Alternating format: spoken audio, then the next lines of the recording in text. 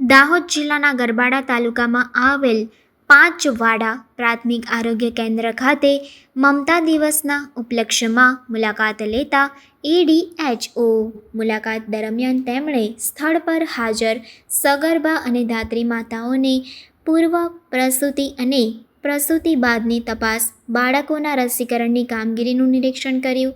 હાજર લાભાર્થીઓ જોડે વાર્તાલાપ કરીને તેમને વિવિધ આરોગ્ય અને પોષણલક્ષી માર્ગદર્શન આપ્યું. જોખમી અને જેમની પ્રસૂતિ નજીક હોય તેવી તમામ સગર્ભા બહેનોને સમયસર અને યોગ્ય જગ્યાએ પ્રસૂતિ સેવાઓ મળી રહે એ સુનિશ્ચિત કરવા સૂચનો આપ્યા.